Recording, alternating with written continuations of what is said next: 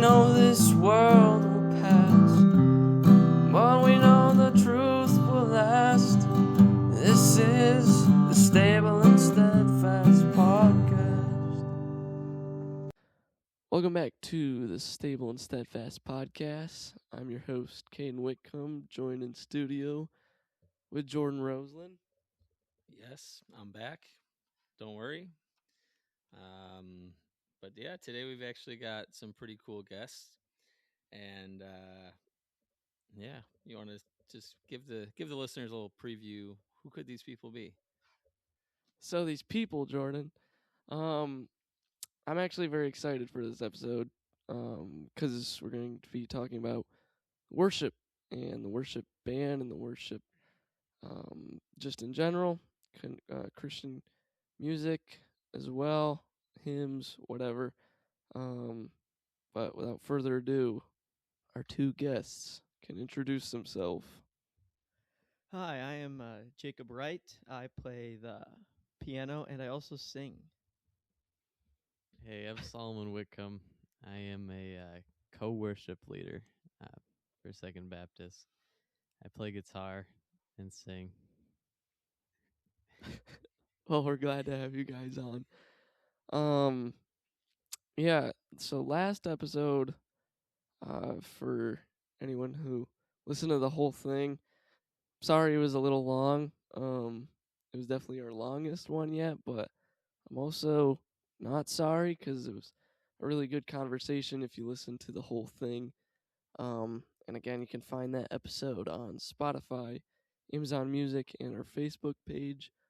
We post the episodes every week there. And it's also like a nice little community where you can comment. You could send a email to us. Our email's on that Facebook page. So if you'd like to, if you want to be a guest or if you want to ask us questions, we would love to email you back. But without further ado, how would you like to start this episode? How are we going to start it? Well, I think our guests have introduced themselves. What we've been doing is just having you guys share your testimony. Doesn't have to be 30 minutes long. You can keep it as concise as you want. Share any details that you'd like to share. But so now I think would be a good time. Just whoever wants to go first can go. And All right, well, I guess I'll go first. So my testimony, I was extremely blessed to grow up in a Christian home with two loving Christian parents. And I mean, that blessing seriously cannot be overstated. We moved to New York from Texas when I was about 5, and they enrolled me in a Christian school. So I was constantly surrounded by Christians. We went to church pretty much whenever the doors were open. Every Sunday. My dad would be on the worship team. He was on the worship team for a little bit. And everyone always said, "Are you Christian?" I was like, "Oh yeah, my family goes to church," and you know, I just always accepted it. I never really thought about it. I just kind of assumed I was because I was surrounded by everyone. And then I was a bad kid. I mean, I would always get into trouble doing everything. I was disrespectful. I was rude to my parents. And then eventually I got expelled from school because my attitude was so bad. I wasn't doing homework. I was lying about it. And then I went to public school and really realized just how bad it had gotten because I didn't have Jesus as my personal savior. I'd only ever just accepted it. Not accepted him, but just, oh yeah, I'm a Christian, just living life. And then I was about 14. I was sitting in the car by myself, and I realized just how wretched I was, how lost I was. And I accepted Jesus as my Lord and Savior, and my life has changed around completely, complete 180. I was later reaccepted into my school because they had seen the character change. I started going to Second Baptist in Auburn, and when I wanted to get baptized here, they had me share my testimony. And this is something I still think about to this day, is that I started my testimony with, it's nothing special. And then my dad told me, a person who was lost and is now found is always special, no matter where it came from. And I have really realized truly how much of a gift it is and how special it is that Jesus Christ died on the cross to save me. Yeah, so my testimony, it's very similar to a lot of testimonies that have been on this podcast. I have two wonderful parents that are Christians, and I was blessed to be in their household. Um, and I just remember at church, I didn't really like coming to church, especially as like a little kid. Like kids worship was fun, but when I moved up to actually sitting in the pews, I just didn't enjoy it, and I wanted to fall asleep sometimes. But um, it wasn't until I was like 7 years old that I feel like I understood what it was about being a Christian and following Jesus. Um, I think I remember the day um, when I was actually saved. It was when me and my brothers and my dad were going out into the field to go hunting. I think it was like squirrel hunting or something. And I stepped out onto the field, and then I just like accepted the Lord like right where I stood. Like something just came over me, it felt like. And then my dad came over, and I believe that's the day that I accepted the Lord. But ever since, I've been growing in my faith and have definitely been learning a lot more about what it means to be a Christian. And it's just been a learning experience for me. And praise Jesus for that. So yeah, I'm glad to hear both of your guys' testimonies. Yeah, I definitely, Psalm is my brother, so I know his testimony a little bit more than Jacob's, but so that was cool to hear your testimony, Jacob. I'm glad for that opportunity. Something that I wanted to ask you guys. So obviously, you guys weren't always super close to Christianity, but then you made it personal, I would say, and developed like a real relationship with Christ. So how has that gone from just having a personal relationship with Christ to using it, in the avenue of the worship team? Like how did you go from um, just having a personal relationship with Christ to saying like, I want to be on the worship team? I don't. Whichever one you guys want to. You guys can. Okay, Jacob first. Like you said, the thing that was most important is that it really is a relationship, and it's not just like a religion.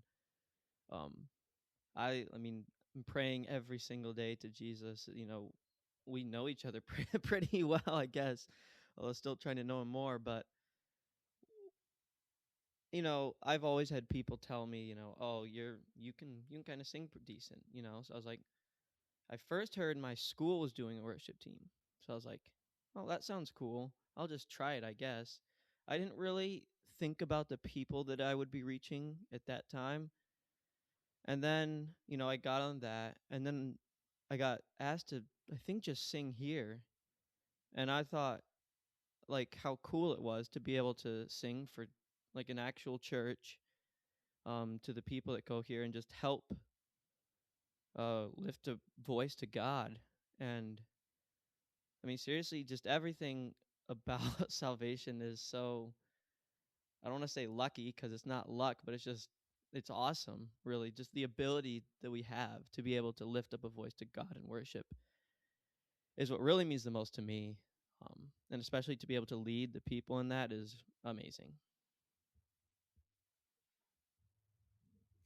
Yeah, so I definitely remember the day that I first just wanted to play guitar. Um, and that's really what it started for. It started as was just me wanting to play guitar, pick up an instrument.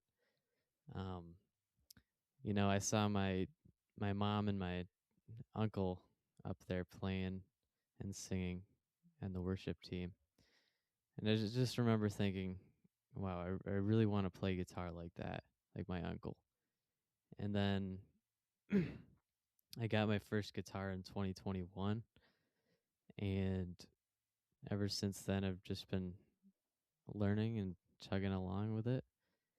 And I took lessons, and then an opportunity arose actually in the church um, for me to play guitar.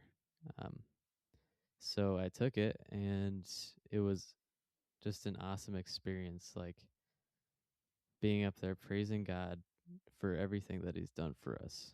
And like, I definitely think the music, the worship, it's definitely drawn me closer to God. Like, it gives me a better understanding, and I'm just able to connect on that whole nother level by playing and worshiping God up on the stage. It's just amazing. You wanna? Yeah, there's something too about just singing praise to God. Like even if I'm not singing a whole lot anymore, you guys have kind of taken it over, which is a joy, honestly, for me to see. Um, but like even weeks I'm not singing, like I'll usually be in my office in the morning and I'll at least like sing one worship song, play guitar, just because it fills you, like it fills your heart, fills your affections um, towards God. Where you know it can become a lifeless thing, like if we're not centered upon Christ and what He's done, like you guys were saying. But I was just curious, also, just in that same avenue of worship. Do you guys have any, like, I know Solomon, you mentioned like seeing your mom and your uncle, like that was a motivation even for you to just get started on, just playing an instrument. But outside of even family, has there been like somebody that you've kind of looked up to, whether it's like a well-known person or not, but just somebody that maybe has influenced you in the just in the way of worship? Well, I know you said outside of family, but I mean, my dad is and was like everything that like I basically learned pretty much everything I know from him. And like also just listening to music, I'd hear, the professionals online singing worship, and I was like, wow, that sounds really good. If only I could do that.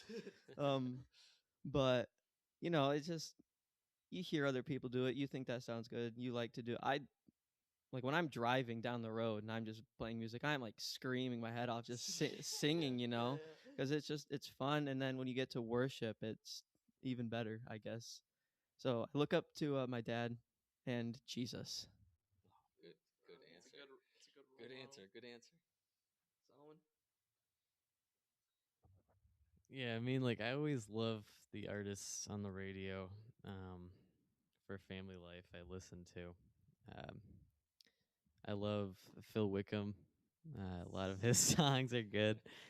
Um, I mean, now, like, on the radio, the songs can be kind of like cheesy. Like, I feel like we lost something. Um, but like, I definitely love listening to worship music and like centering my heart on it. Um, as far as like the most like famous musicians, like worship musicians, I'd have to say probably like Phil Wickham. Um, but I also listen to a bunch of other music, like that isn't necessarily worship, but yeah. Could I answer that? Yeah, I know. Go ahead. Not Yeah, wait, worship. wait, wait. Yeah, Caden, you're also a member of the worship team here, so I guess you can have a say. You can have a voice. So, so one of the people that I uh looked up to for like joining the worship team, and kind of like an influence, was actually Solomon. Like, just watching him play guitar and him being so passionate about it. You know, there was a large part of me that was like, you know, that's a really cool skill to have.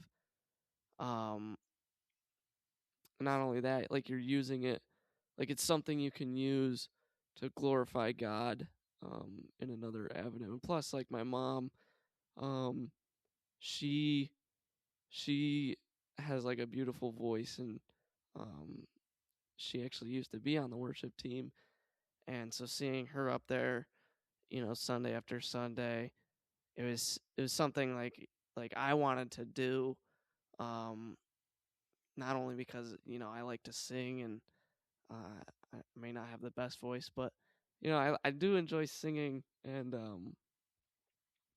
like seeing her enjoy singing and singing to God. That was definitely an influence as well. Solomon, you mentioned uh, sh- can I go into another? Okay, so Christian radio.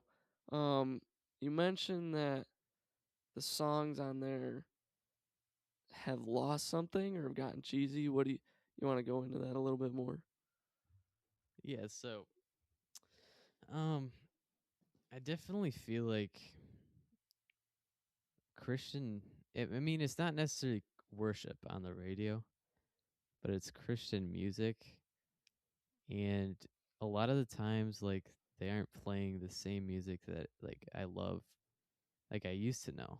Like I feel like older family life was like peak like 3 years ago or something. Yeah, yeah. Um but like the songs on the radio now on family life, like they're kind of cheesy to me. Like some of like the lyrics uh, like they aren't as deep as like I like I guess I can't really get into it as like I used to. What I've definitely seen is like there's definitely been a like shift in music type.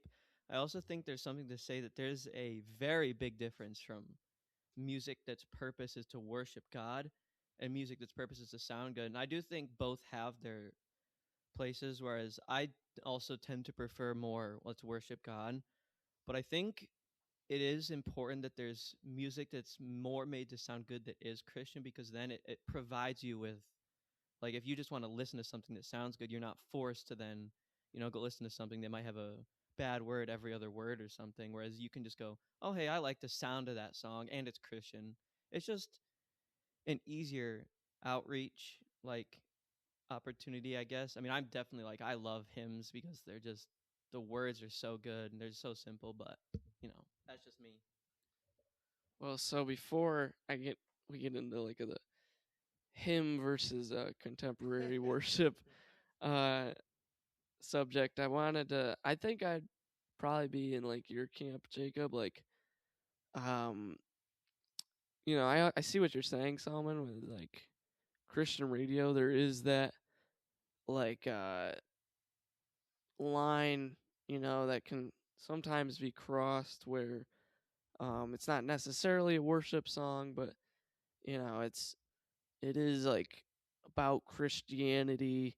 So it's like, you know, where do we kind of draw the line for that? But like that's where I see Jacob's point is like, you know, it's still an outreach, it's still uplifting to other Christians. And plus, you know, I used to, you know, when I was growing up, I'm not that old, but um you know, there was different music on Christian radio, and like, you know, you'd hear like Switchfoot sometimes, or like, you know, rock stuff. But I also think like Christian music uh evolves like with the time. So, when you had bands like Switchfoot or Jars of Clay or Rent Collective or whatever, it was also during a time period where in the secular world, you had bands that sounded like them. So, I don't know, like I feel like it's kind of like, there's this secular sound and then there's the Christian sound, and they sound the same sometimes, but like they also have different meanings, and like what would you say to that? Yeah, so I definitely think, like, I mean, it's just my personal taste that the some of the Christian songs nowadays like just make me cringe. But like I know what you're saying, like different, like people have different tastes, so like some people do like that kind of music. Um you see, like I liked it when it was like 3 years ago playing, because it was like you were saying, 3 or whatever years ago, how many years ago, it was like rock and stuff like that. Um Stuff like Chris Tomlin and Phil Wickham that played all the time. Um, I mean, Phil Wickham, they do occasionally come on still, but like it feels like there's a lot of that new like pop stuff, like kind of shallow stuff, you know? Well, Jordan has you've produced a few Christian songs, and like you've definitely dabbled with Christian music. So like yeah, and unbeknownst to the audience, um, but did you have thoughts on that? Um, yeah. So growing up for me, actually we started like a little like worship band at our church and stuff. Broken Ground was the name of our band. And we went on tour. Not really. We just played at my dad's church, and then one time played at a different venue one summer. That was our big summer. Um, but it was more of a evangelistic thing that we wanted to do. Like I would present the gospel, um, like as part of the. But we had wrote a lot of songs together. It was more honestly just a fun time with friends. But bring it back to this conversation, because nobody cares. I think I care. I think the YouTube channel is still out there. You could go watch all the songs, and oh man, we covered oceans. I think that's might be one of our highest viewed videos. But we had an actual singer come in and help us with that one. So, but anyways, yeah, like Solomon was saying, and I can kind of understand where you're coming from.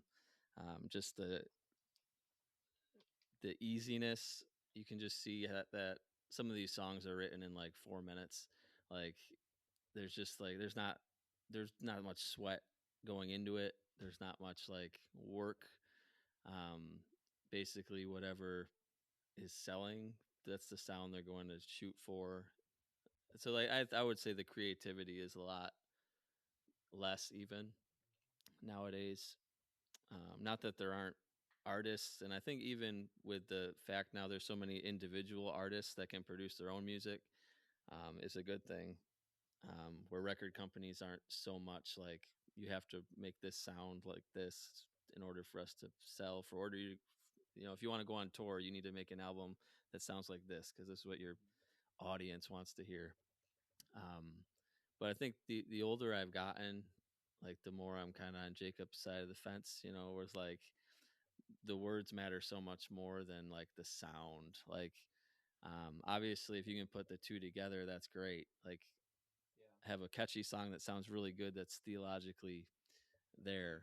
Yeah, but that's few and far between. And there's like a few like the Gettys and like City of Light, like groups like that are kind of trying to make like these modern hymns that are just really deep, that sound not so much like old fashioned, but carry that same style.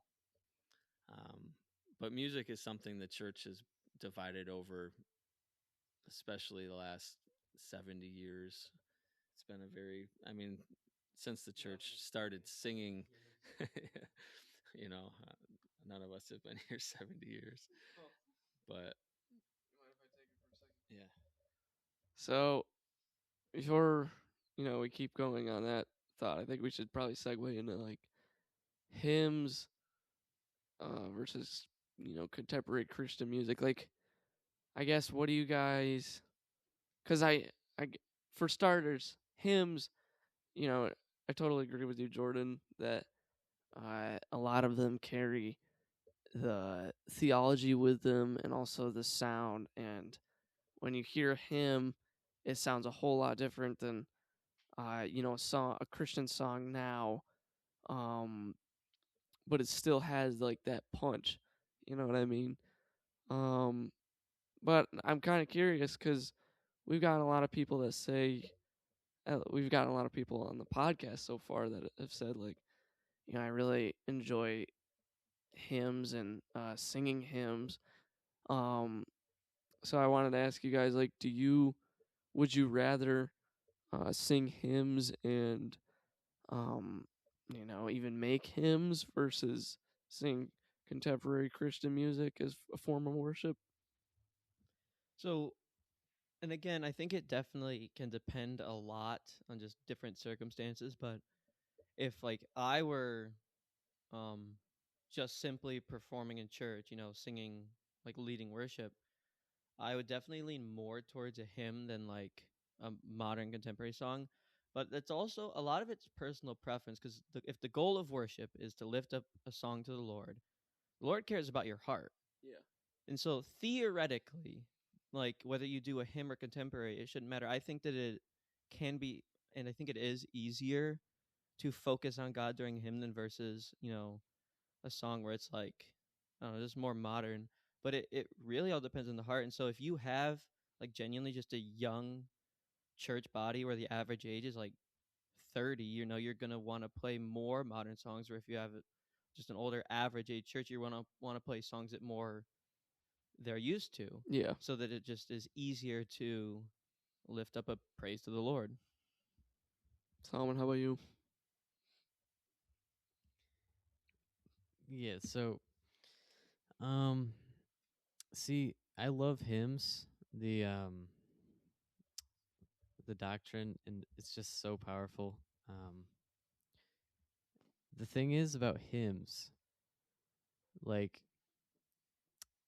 it's harder, I guess, for me to like get into it, like because um sometimes, like sometimes, um because they tend to be slower, like, but they are more like thoughtful. You have to put more thought into it and the lyrics.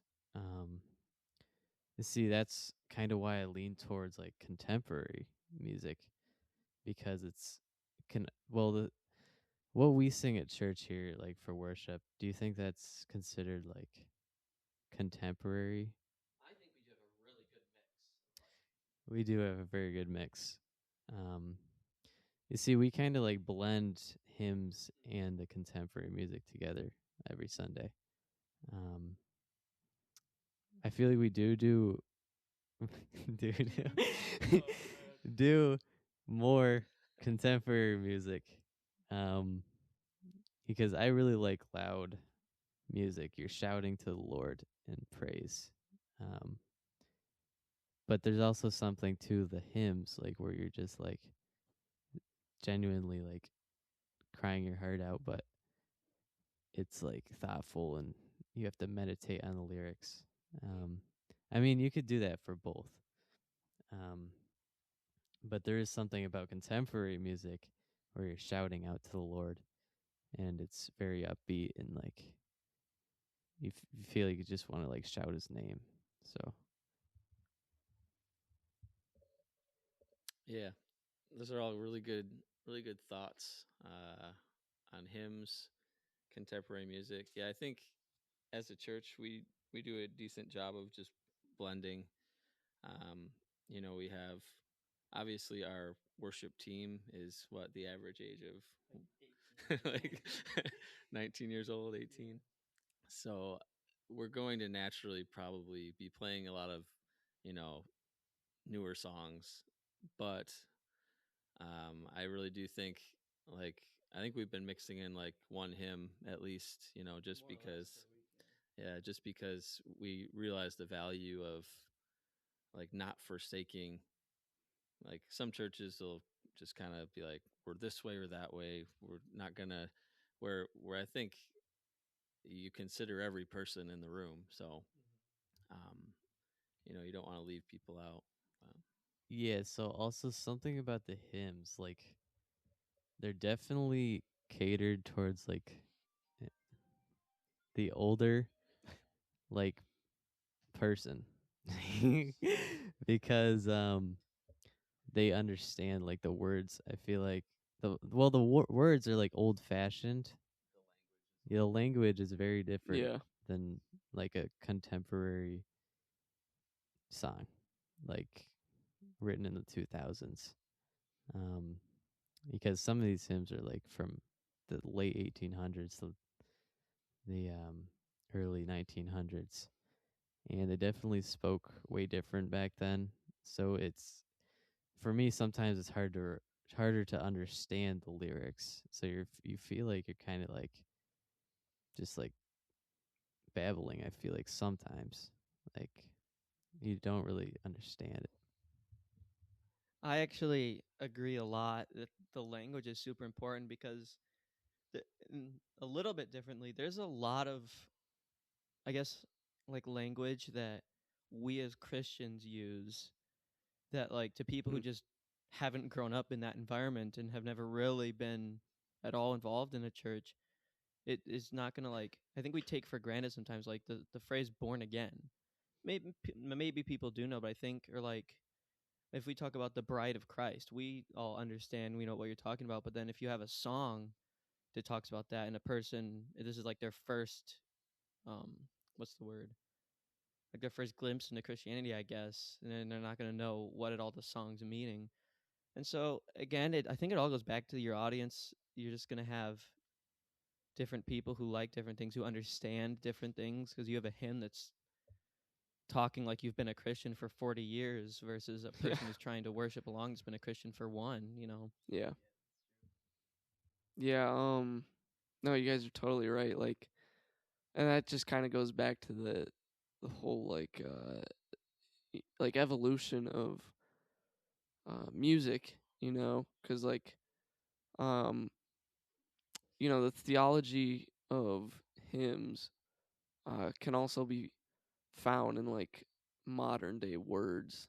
You know what I mean? Like, it's not theology isn't something like contained specifically to a hymn. I would say, like, I feel like you could find really solid theology in something made contemporary, but maybe it doesn't like sound the same. Maybe it doesn't have like an organ or something. You know what I mean? Like, um, and one thing I've noticed with hymns, um, that they're definitely a lot more complicated. Like not only lyrically, but also like, Musically. yeah, musically. Um, like if we were to try and play like a hymn out of a hymnal with just the instruments we have, and like try and read all the notes, Solomon's fingers would be on fire on the guitar. Yeah, every note is a chord change. So even that can be confusing. Like, I've been to churches where they're solely hymns, and it it can be kind of hard to sing along to those songs, just because of how like up and down they are. And Solomon, you got something you want to say to that? Yeah, so it's funny that you mentioned that because even I know we were up in the Thousand Islands like a few weeks ago, and they were singing a bunch of hymns that were just awesome hymns, but like it's so hard to like sing along sometimes, like going up and down, like you were saying, and it kind of like takes a like I like kind of laugh like during Yeah. mid song because like we're all over the place, like don't know really, we're not familiar with the song at all, and it kind of like takes away from it like when you're laughing, and like you kind of get distracted because you just can't do it. Yeah. do think like knowing the song has a lot to do with it because I've been in groups. Now I do tend to lean more towards hymns, but I like a mix of music. Um, like I've been in groups where they're all singing a hymn and I haven't heard it, and they're all just singing from memory, and I'm like, shoot, I should definitely know this, but I just don't. Yeah, But yeah. it's just because a lot of people don't listen to hymns anymore. I mean, I still grew up in a church, even if I like wasn't taking it super seriously when I was like 8 or 9, but like then I hear a song that was like really popular in like 2017, and I'm like, oh yeah, I know this one. This is my jam. Yeah, exactly. Yeah, no, I grew up in a church where we sang hymns, and I remember like as I was learning to read, because the hymns like it's one line, and so I would I wasn't even reading the hymnal right, like when I would Yeah. first, because I was just learning how to read, so I'm like, well, I got to go right down to this next line. That's for the beginning of verse 2, then the beginning of verse 3, and you're like, What are all these what are you people guys singing?" singing? Yeah. I thought I knew how to read, but yeah, and so with hymns, like there are some complex melodies, and they are meant more for like an organ or a piano, where they can play every single, both hands, all the notes that need to be played. Um, where then you go to contemporary now, and much of it is just four chords, and most people can, throw a capo on the guitar and play most of these songs, which I think is actually a good thing in many ways, the simplicity of it. Not that one way is right, one way is wrong, but No, like, exactly, but it's but just yeah, it's good. Like to have, I can go learn a new Christian song in like 2-3 minutes, and I can, you know, try to learn this hymn, and it might take a little bit longer, but the value in learning it is still really, really good. So, Yeah, there's definitely like kind of like what you're saying, like a time and place for both of them. Like it's not necessarily like that one's better than the other. Which I think Jacob, you've kind of already said, like it's more of like a personal preference thing, and like knowing the people in the church also helps. Like you mentioned like a younger audience or versus an older audience. It's gonna translate into the music as well. Because younger people they don't talk like a hymn would talk, and like older people, I doubt I doubt many older people even talk like hymns talk, but you still understand what it's getting at with the theology. But you want to say something about that, Jacob? yeah. I mean, I've kind of already said this, and you just said it too. But it really all depends on what your goal is. Because like if you have a friend that's just listening to some pretty awful music, like not like quality wise, but like what the words are, you're not gonna go say, "Here, check out this sweet hymn that you can listen to instead." Yeah, yeah. Because it's not gonna have that same effect. But you might go show them like a modern song that's like, hey, this maybe not doesn't have the biggest depth, but at least it's not swearing all the time, and at least it's not, But if you're like in church and you're trying to worship God, you wouldn't go show a or play a song that just only sounds good, even Yeah. if it is Christian. Yeah, no, that's a really good point. Um, I guess one. So, do you guys have a favorite genre? Because now we're getting into the even deeper weeds. But do you guys have a favorite genre of like contemporary Christian music? So the genre I like is extremely unpopular, because like no one's ever heard it. But I like Southern gospel because it Yeah, sounds. I've heard I of that really before. like it. Yeah. Mostly just because like that's what my dad grew up playing. Is that's what I grew up hearing, and it just sounds good. Um, it is like it also is kind of why I like hymns a little bit more because it's more old time music. But Yeah. So what about you? Yeah, I definitely tend to lean more to the rocky side. Um, I know artists like writers, very niche artists, but they're very good. Um, they only have like one album, um, but it's very like applicable to like my age group, especially, um, because it's kind of like electro, like rock, and it's really cool, like the sounds and stuff, and the lyrics for writers are just amazing. Um, so I'd say I definitely tend more to like the rock and roll genre. Yeah, so for me, and then we'll go to Jordan's favorites, but like um I've kind of like dabbled with a bunch of different genres. Like for there's even Christian folk. Like you have people like the Figs and Josiah Queen. They're really good. And then Christian rock, like Solomon was saying, that's um there's some like actual bangers for that, like that have even been enjoyed in the secular radio. Like um I think Switchfoot came out. They came out with like Meant to Live. Um and This Is Your Life, and those two like took off even on in the secular sense, or like people like Creed, those guys blew up. And I also like Christian rap, which I know people think it's kind of cheesy because it's like rap is supposed to be about like supposed to make you feel a certain way or something. But um I've listened to secular rap as well. I'm not really proud of it, but like some of the messages are just like so nasty sometimes. And you don't find that with Christian rap. And of course it's kind of hard to find like a Christian rapper that's not also just like cheesy. But um they're out there.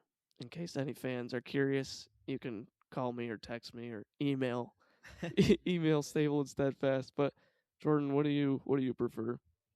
Uh, Genre wise, I don't think I would really fit into one like specific genre. I just more evaluate song by song basis. Like there's some like Christian rap, Christian hip hop that I will listen to. Um, like mainly worship like music it would be the like what I listen to. But some contemporary Christian like non-church music too that I'll listen to. Um, but I don't know, even like I don't know if you this is before your guys' time, but Keith Green, one of my favorite. He died at like the age of 28 or something in a plane crash. But he wrote basically eventually like he gave away his albums basically, like took no profit from the music industry or anything. But he's written just some very like convicting worshipful songs. So if you guys ever want to go check out Keith Green, um, kind of came through like that hippie movement too, like so he kind of looks like a hippie a little bit, but just like even just like prophetic almost, some of like some of his lyrics like deep. But anyways, so I listen to like older stuff like that and newer stuff, but I wouldn't I'm not really drawn to one specific genre. I think the Christian folk scene is making a big wave right now though, we'll say. Yeah, it's like definitely taken off. Like I've noticed like I listen to like Noah Khan, which is he's obviously not Christian, but I like that folk, but if you get into more like um secular folk, it's like a lot of it can just kind of like sound the same, and it's just like kind of boring lyrically. But then you go to Christian folk, and it's like upbeat, and there's all these like different changes and stuff. Like with the Figs, it's there's some slow songs, but then there's also like like da da da da da, like that's interesting for folk. But what do you think, Solomon? Yeah, another thing I've definitely noticed with secular folk music, they're very like depressing. I feel Yeah, like yeah. I used to work at Dunkin' Donuts, and No sponsors, no sponsors. yeah, Not a um, sponsor. Yeah. it was on a rest stop. It was kind of a terrible job, but I remember their playlist was just like folk music. It was just depressing, like melancholy. It was I didn't like it, and now whenever I hear those songs, it like kind of brings me back.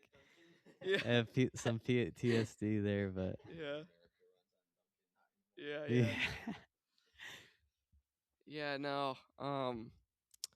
Which, you know, you bring up a good point. Like with Christian music, I don't think you'd find like very many specifically like depressing songs. Um, you know, you have rappers like Christian rappers like NF. Um, but even that, like, it's not so much depressing as in like there's no hope, but you know, there's always like, you know, it's real talk. Like, people are talking about struggles, but then they also have like, you know, a way of feeling better and being hopeful about it or finding gratitude. Whereas, you know, if you listen to secular music, there's always like some like message in there that's like like this is all just like pointless or whatever. Um, but then it's like you know you have the melody or whatever that sounds really like upbeat and they could be talking about like drugs or addiction or something. You know what I mean? Yeah, I mean, think about the Psalms of David. Like, one psalm can be like super depressing and like it seems like he's hopeless, but then like he's reaching out for God, but he doesn't see him, and he's crying out to God, but he's never hearing an answer. And then the next psalm, he totally just praises the Lord for how good he is and how he has answered him and that he is faithful. And there's a very big difference between recognizing the struggles and the hardships of life and then singing about just how good he is, how good God is. And on the opposite end, it's just singing about the struggles in life, and that's all you have. There's no hope. You got something you want to say, Jordan? Not really, but I can say something. Um, yeah, no, it's funny you when you said NF. It's not like there's no hope. That was like is one of his last like banger songs, right? Yeah. Hope. Um, anyways, um, no, yeah, just to the listener, real quick. Like some people just get so bent out of shape with music and like, oh man, I can't believe they're listening to Christian rap or something. Like there can be people that would be kind of offended by that or and just want really the listener to know like their aim, if it's to glorify God, that's a good aim. That's the purpose, that's the goal. And in worship on Sunday mornings, like our worship goes far beyond the music and the singing, right? It goes so much deeper into our entire lives. Like Romans 12 says, right? We, you know, by the mercies of God, we present our bodies as living sacrifices to God. So really everything that we're doing is worship to God. And so um, yeah, we can just it's easy to get bent out of shape about styles of music or things about music when I mean we can look at church history and see just recently like hymns, people not singing hymns have separated churches, people not singing contemporary have separated churches. And so we don't want to do that here, obviously. And that's part of the reason we're having this discussion too, just to just talk about how we can be united even if we don't have the same tastes, we don't have the same style preferences. If it's about Jesus, it's good. If it's about praising God, then that's the goal, that's the aim. But yeah, any other thoughts from you guys? Nothing comes to mind.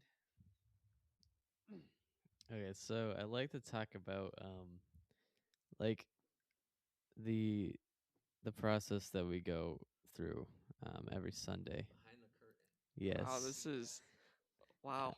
Uh, This is um, like an inside peek. Yeah. well, okay, so we get there at 9 a.m. Um, and we run through all the songs. Um, we have 4 songs. We try to. Yeah. Um, you know, like I want to talk about like what I feel like sometimes. Um, a lot of the times, well, sometimes I don't feel like very patient with people. Like Jacob. sometimes, Oh man. um, like I get up late and just have to rush to church. Yeah. sometimes I can get caught in that daily like grind. Um, and it's right before the service, like right before practice, that I have to just center my mind on God and center my heart on God in worship, because that's what it's all about. And I can't let that momentary struggle or irritation to carry through the service or like through the practice, because I just have to focus on God when I'm singing Yeah. and worshiping, which it could be a struggle sometimes. Like, it's not easy. Yeah. Like you said, we get there at 9. Church begins at 10, which really isn't a ton of time. It's also not too early to get there. But like for me, I just love music, so it's just fun to kind of. And also, the nice thing that helps is I've messed up so many times.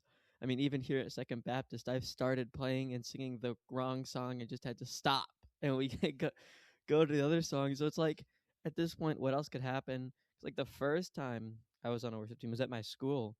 We were getting ready to play, and I was like nervous because it's like, oh, what if I mess up? What if you know I'm hoping that I sound good, and recently, partly because I just messed up so much that it doesn't matter anymore. um, I'm able to just like focus on actually lifting up a praise to God instead of um, trying to sound good. And also, whenever we practice, I'm not always successful, but I always try to worship God in practice when we just run through it and in actual worship as well, to kind of get my mind in the right spot. Yeah, no, I totally get what you guys are saying. Like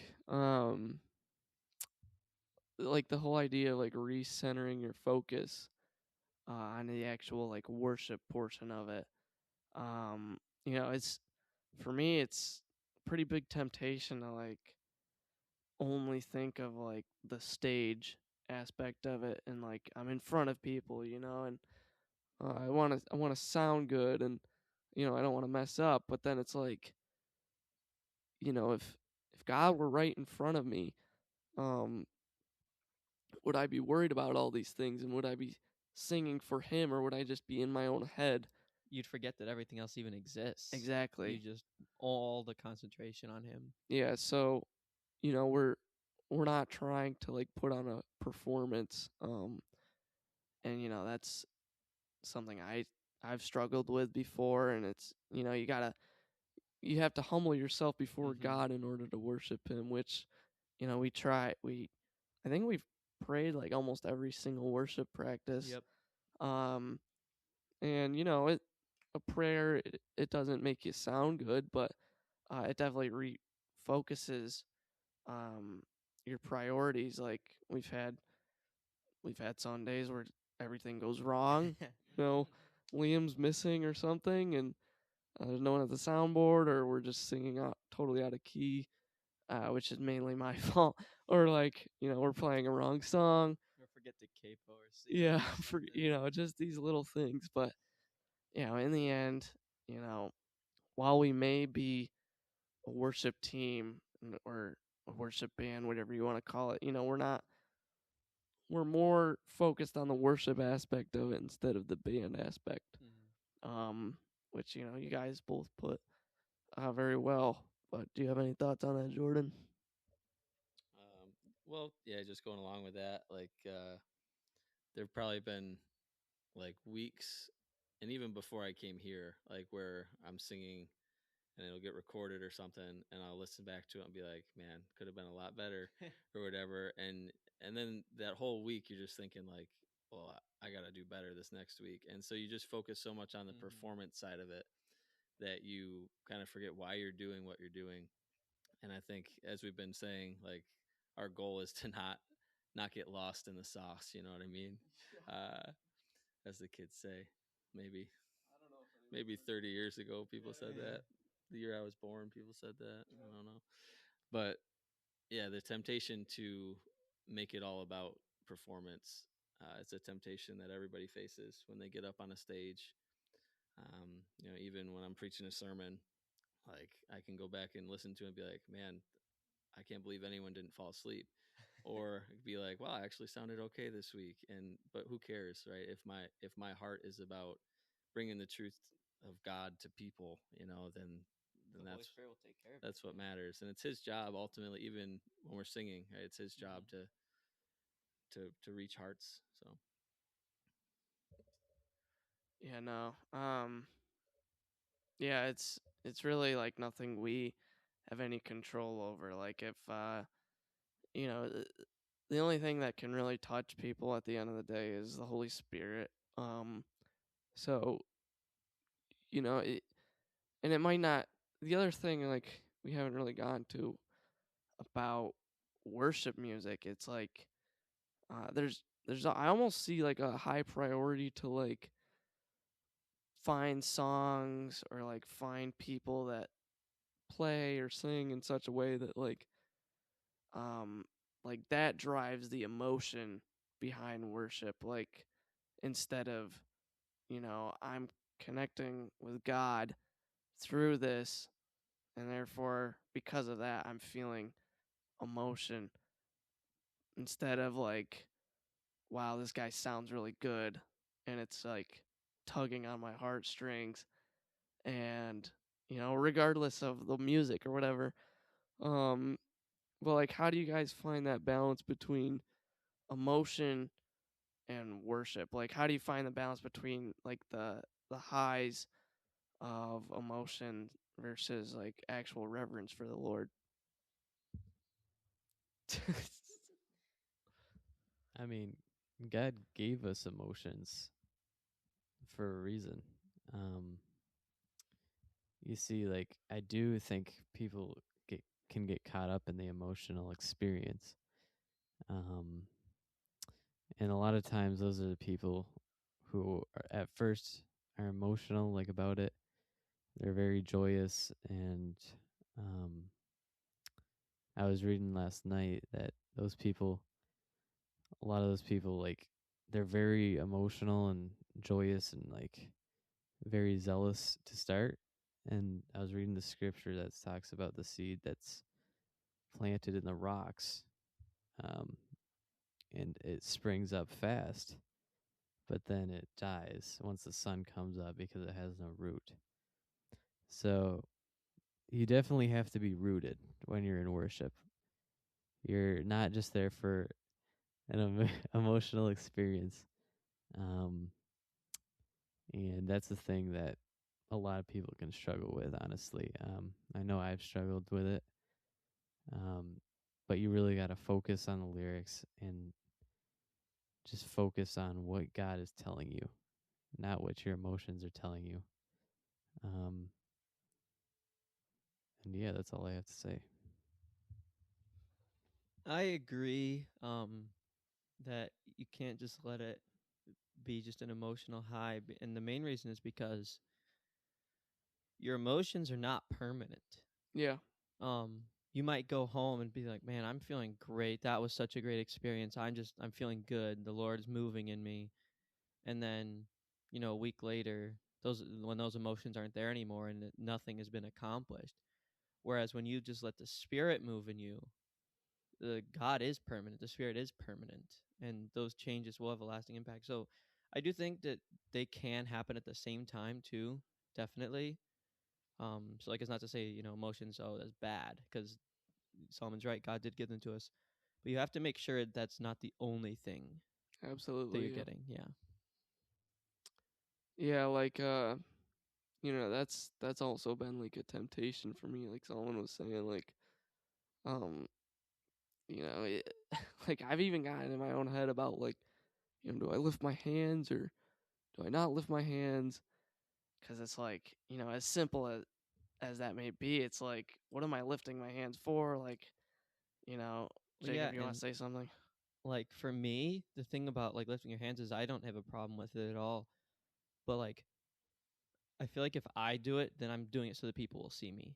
Yeah. There have been times where I'm like by myself worshiping, and then I'll lift my hands because then I don't like, and which is kind of counter, because like the point is to like show that you're worshiping God almost like as a form of humbling yourself and giving God all the praise. but I don't want to just do it because people will see how holy I am. I'm raising my hands, and that's me personally. I'm not saying that as like a rule or anything. Yeah. Yeah, no, that's yeah, I mean, like kind of what you're saying, like worship is like a very personal experience. You're going before God, um, as flawed as you may be, and you're saying you're greater than I am. And because of that, like, if I lift my hands up to you, I'm reaching out for you. You know what I mean? Um, so I don't know. What do you think about that, Jordan? Yeah, there's that song, "The Heart of Worship," right? I'm coming back to the heart of worship. It's all about you. It's all about you. I think that's how the chorus goes. Um, and yeah, I think that song starts out. It's like when the music fades, everything's gone. What's it about? Is it about you or is it about God? And I think that's what it boils down to. Yep. And even like talking about raising hands and stuff, like God knows the heart, like of the one that, are they raising their hands because they're praising me or because they want to, show that whatever, like you were saying, they're more holy or whatever it may be. And yeah, growing up, uh, raised in a church that not a lot of hand raisers.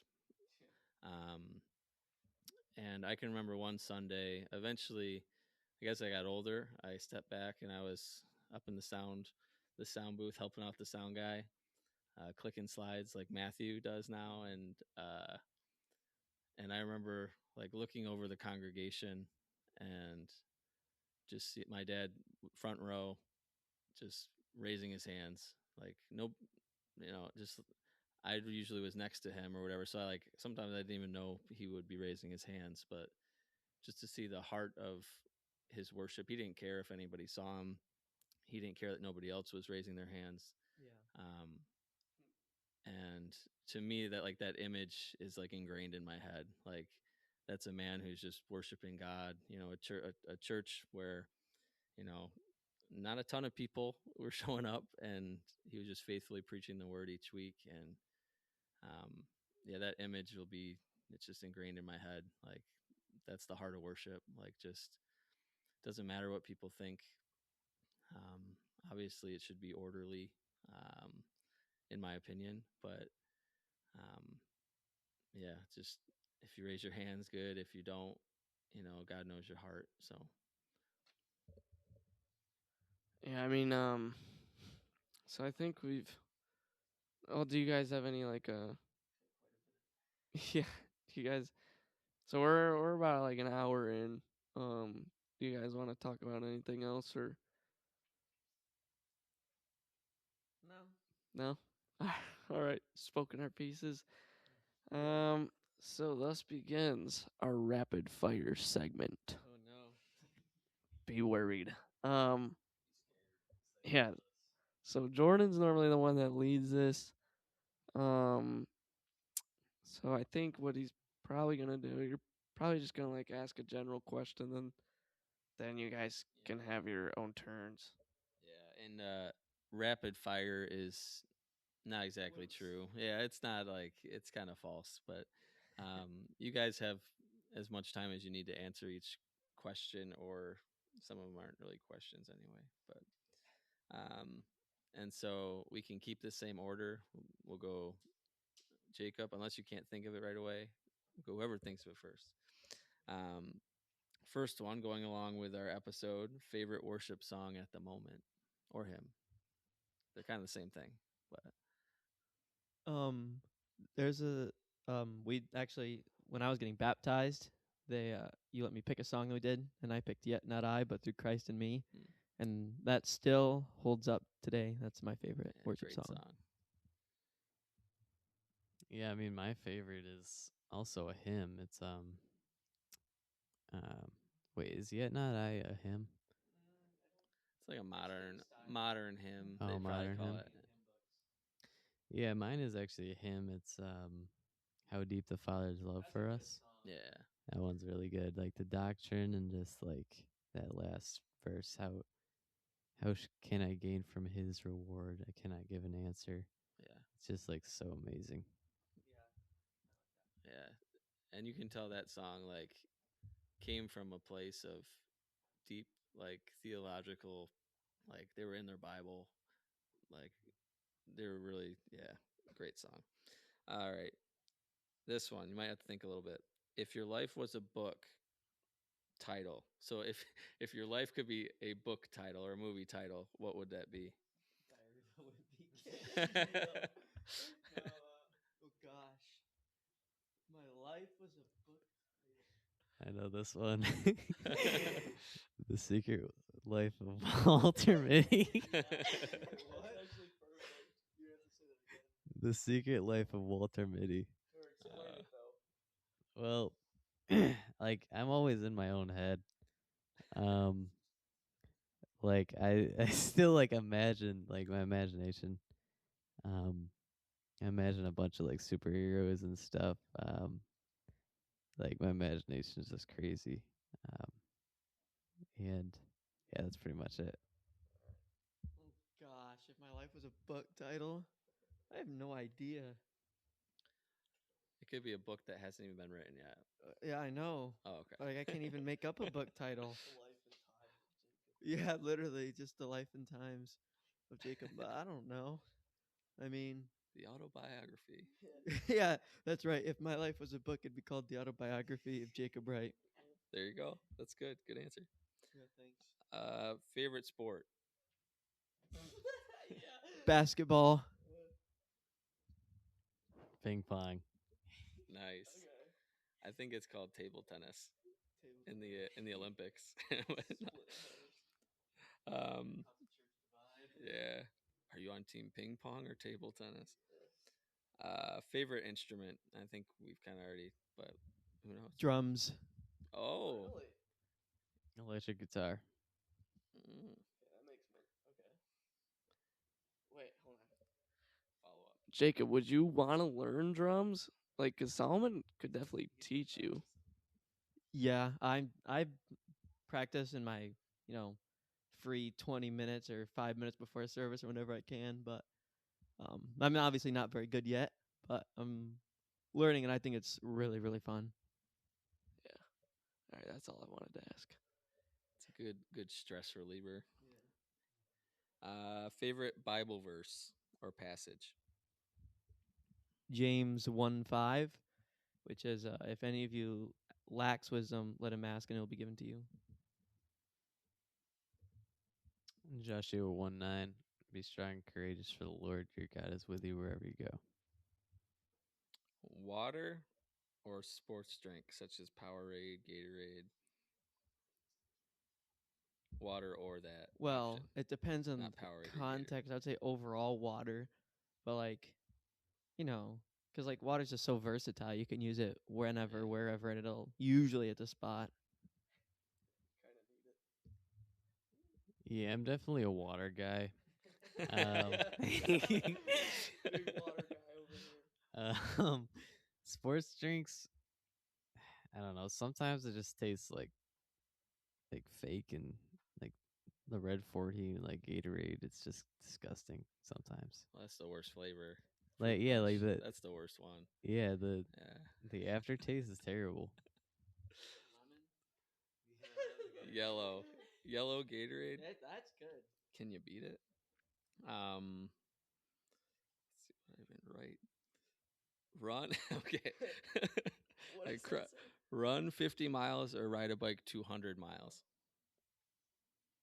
And this obviously wouldn't be all in one day, I think the biking to be. 200 miles would be easier probably, because is this like what terrain are we talking? Just like start going Just towards like you just start here and you just just keep start going going to the west Yeah, coast and see how going far you get. wherever from here. Like bike to Buffalo or yeah, you go about 200 miles about more or less. Buffalo-ish, yeah. I'd probably run 50 miles though, because that's like more of an accomplishment. I feel like, I mean, the most I've ever run at like one time was probably only like 8 miles. So 50 would be a bit of a jump, but Yeah, I'm a big runner guy.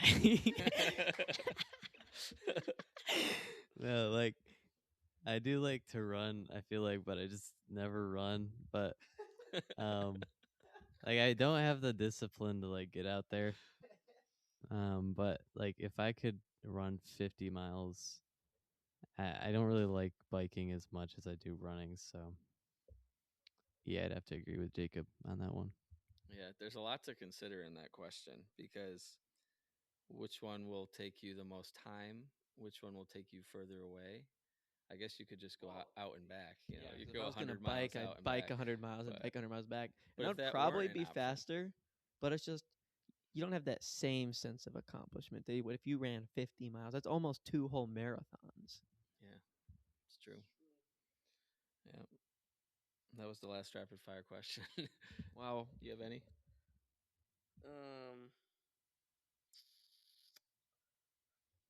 If you could learn uh any instrument in the world, what would it be? To what level are we talking about? Are we talking about just like as Like- good as I am at piano right now, or Like, if you were going to, like, say you were going to switch your skill level from piano to Ah. like another instrument, what would you want it to be? okay? The banjo is actually such like Yes, a cool sounding yes. instrument, and I had a banjo at one time, but I never put in the work to get good. So like I learned like the extreme basics, and then that was it. But like it sounds so good, and especially those people who can just fly around on it. Yeah. Oh, it's so good. For real. I'd have to say violin. I do enjoy and admire people that could play it in like an orchestra. Yeah. Like it's very beautiful sounding. And I feel like the violin, it takes a lot to actually learn very well. And it sounds beautiful as well. Yeah. What about you, Jordan? What instrument? Yeah. I would probably just want to be really good at like the piano. Yeah. Yeah. Call me the piano man. Yeah, I'm more of a piano man myself. If I were to get really good at something, I think I'd probably be in the banjo camp, to be honest. Like it's so underrated. Like the sound, I agree. yeah, and like there's this thing called like a banjolele, which is like a banjo in the format like of a ukulele, so you could play it, which I already know how to do. So, um, it might be kind of lazy to go that route, but I think I'd rather learn like a full on banjo. But yeah, you're totally right. Like the guys that are just like flying through it in like Appalachia or whatever, like Yeah. that's insane. But yeah, I mean that's all the questions I want to ask. I Or like guess. you know how fun it'd be to play in a bluegrass band. Yeah. And you're just like on a banjo. Yeah. Yeah, like just whip out the banjo and be like, "You want to see something?" And your Yeah, Adam's exactly. apples like bobbing up and down. Yeah, I think that's all I got to say about that. I feel like the banjo though isn't as versatile. I agree. It's kind of but into one since- camp of music where like you learn the piano, right? Mhm. You could take that anywhere. But actually, if I had a second, like I think the guitar is like the most versatile. Well, maybe piano, but like guitar and piano are both like the two most versatile instruments. But the nice thing about a guitar is you can take it everywhere. Yeah. Whereas I play the piano. Now I can theoretically take up because we have a keyboard at home. I could pack it up, pack up the stand, pack up the chords, and then go find somewhere with an outlet.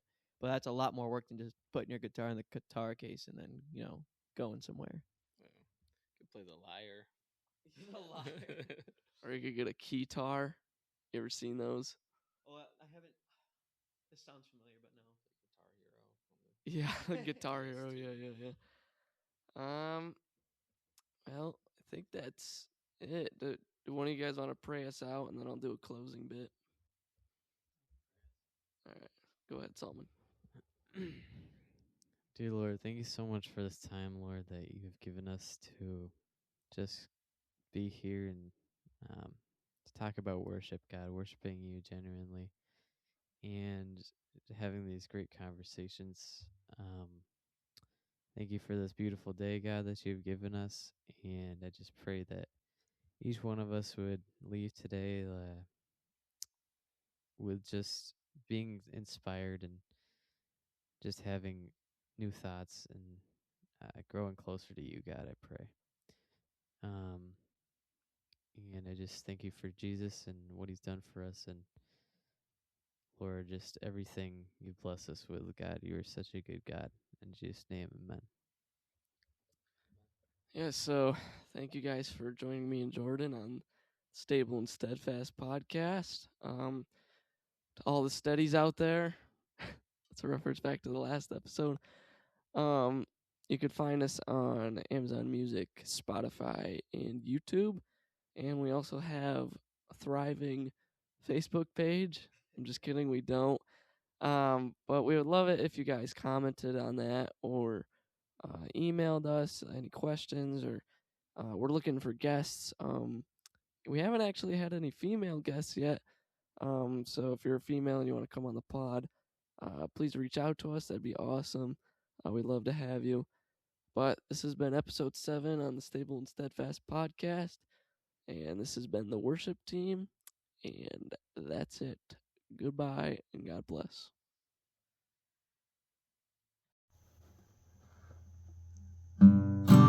We know this world will pass.